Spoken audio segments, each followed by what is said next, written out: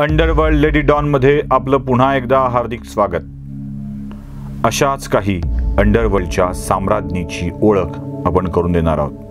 त्यातलाच हा अजून एक भाग.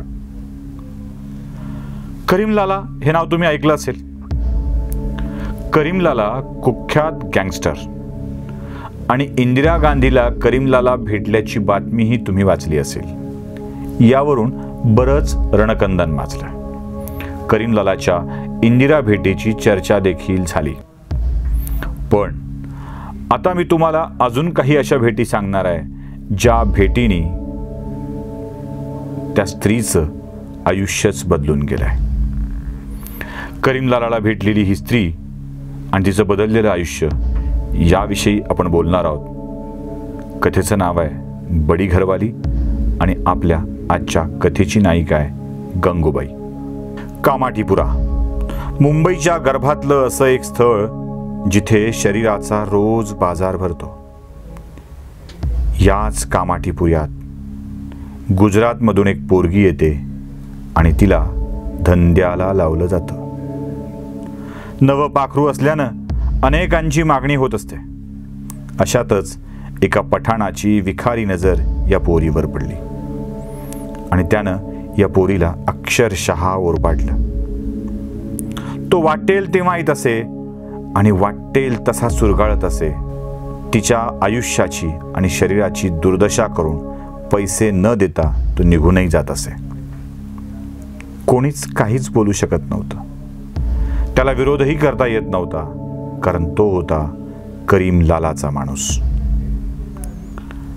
ती मुलगी पेटून उठली होती. नेहमीचाच अन्याय, नेहमीच ओरबाडणं आणि शिवाय पैसे पण नाही. तिला हे सगळं थांबवायचं होतं. आपल्या आजूबाजूची माणसं यावर काहीच कृती करत नाहीत याचा रागही तिला येत होता. आणि तिने एक दिवस ठरवलं की आपण करीम लालालाच भेटायचं, त्याचा बंदोबस्त करायचा. ती थेट करीम लालाकडे गेली आणि करीम लालाला भेटून तिनं पठाणाच्या क्रौर्याची कहाणी सांगितली. एवढंच नाही तर सुरुवातीला या त्रासातून सोडवलं तर करीम लालाची रखेल बनून सेवा करण्याचा शब्द दिला. लाला चिडला तेव्हा हातातला धागा त्याच्या हातावर बांधून तिची बहीण ती झाली. आता करीम लालाची राखी बहीण म्हटल्यावर करीम लालानं तिथे येऊन त्या पठाणाच्या तावडीतून गंगूची सुटका केली. लालाची बहीण असल्यानं तिचा कामाठीपुऱ्यातला रुबाब वाढला. जी पहिली गंगू होती ती आता गंगूबाई झाली होती. करीम लालाची बहीण असल्यानं गंगूबाईचा रुबाब तर वाढला होताच, पण ती आता घरवाली झाली होती. घरवालीचा अर्थ कोणाची बायको असा घेऊ नका. कामाठीपुऱ्यातल्या एका मजल्याची प्रमुख, ज्या मजल्यावर अनेक स्त्रिया धंद्याला येत असत. हळूहळू हा रुबाब वाढत गेला आणि ती घरवालीची बडे घरवाली झाली. म्हणजे 8-10 घरवाल्या तरी तिच्या आता अखत्यारीत येत होत्या. गंगू कामाठीपुऱ्याची आता अनभिक्षित सम्राज्ञी होऊ लागली होती. गंगू आता वेश्यांना सन्मान मिळावा, त्यांचा हक्क मिळावा यासाठी लढू लागली होती. त्यासाठी तिने आंदोलन देखील सुरू केली. आझाद मैदानावर एक आंदोलन उभारलं होतं आणि त्यात गंगूनं भाषण केलं. हे भाषण मोठं जोरदार झालं. मुंबईत महिला सुरक्षितपणे जगतायत ते कामाठीपुऱ्यातल्या वेश्यामुळे असा तिचा दावा होता. आपल्या आयुष्याची राखरांगोळी करून अनेक स्त्रियांना सांभाळण्याचं काम, त्यांचं शील जतन करण्याचं काम कामाठीपुऱ्यातल्या वेश्या करतात हे तळमळीनं गंगू सांगत होती. गंगूच्या या भाषणाचा खूप मोठा परिणाम झाला.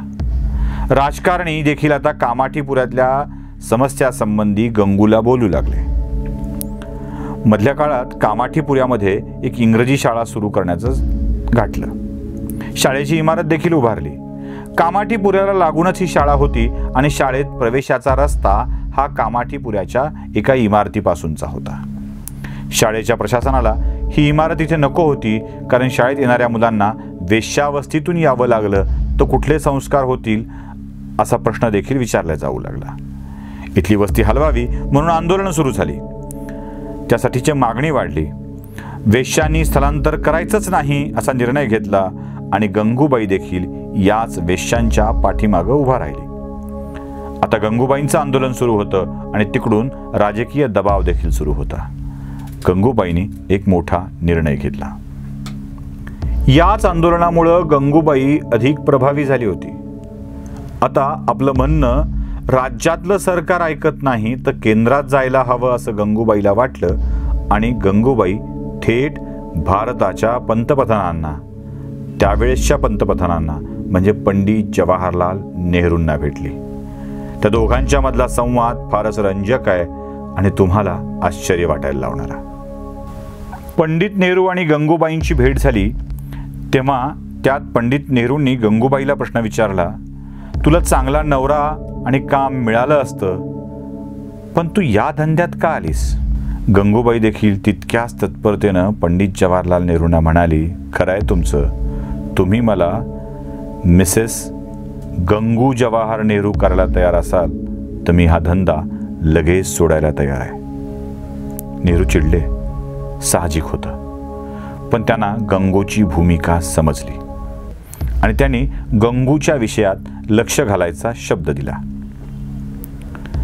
आता ही गंगू निघून आल्यावर राज्य सरकारने आणि देशातल्या सरकारने तिच्या मागणीवर विचार केला आणि तिथून वेश्यावस्ती हटवायची नाही हा निर्णय देखील घेतला. गंगूच्या याच कृतीमुळं अनेक वेश्यांचं स्थलांतर वाचलं होतं. पण गंगूची अजून एक कहाणी खूप महत्त्वाची आहे. वेश्यांच्या अधिकारासाठी, हक्कासाठी, न्यायासाठी लढणारी गंगू डॉन कशी असा प्रश्न आपल्या सगळ्यांना पडला असेल.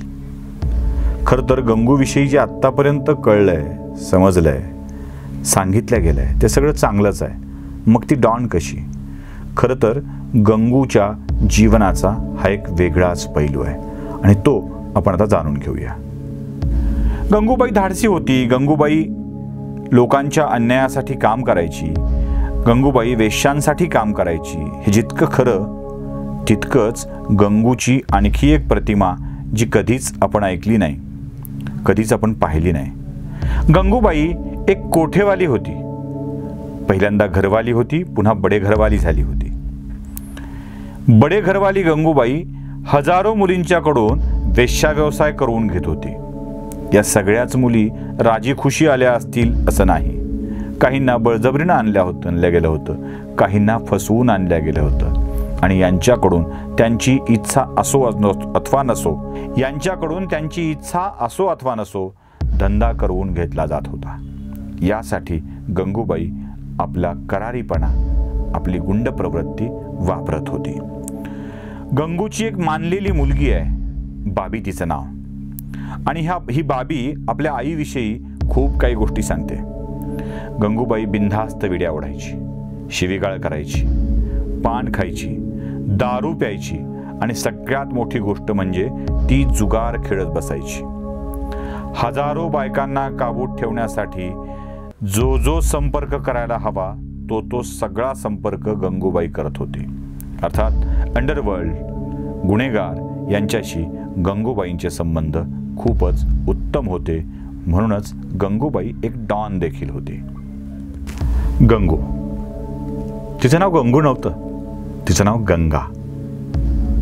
गुजरातच्या काठियावाडाची हरजीवन दासांची मुलगी. संपन्न घर, प्रचंड ऐश्वर्य. पण या गंगाच्या मनात चित्रपटात काम करण्याचं वेड. आपण हिरोईन व्हावं असं तिला वाटायचं. एका हिशोबनिशासोबत तिचे प्रेमसंबंध जुळले आणि हे प्रेम का, तर तो मुंबईतून आलेला होता. त्यानं देखील तुला मुंबईत चित्रपटात काम करता येईल असं सांगितलं. एक दिवस घरचे पैसे, दागदागिने सगळं घेऊन गंगू पळाली. मुंबईत 4 दिवस या पैशावर मौज केली. मधुचंद्र साजरा केला. त्या पठ्ठ्यानेही तिचे सगळे पैसे खर्चून टाकले आणि एक दिवस तिला आपल्या मावशीकडे पाठवतो म्हणून कामाठीपुऱ्यात विकून टाकला. गंगा काठियावाड्याची गंगू झाली आणि गंगू हळूहळू त्या कामाठीपुऱ्यातल्या वेश्यावस्तीची सम्राज्ञी बनली. चित्रपटात काम करण्याचं वेड गंगा ते गंगूबाई असं प्रवास करायला लावणारं होतं आणि याच गंगूबाईचा कामाठीपुऱ्यातल्या घाणीमध्ये एक दिवस मृत्यू झाला.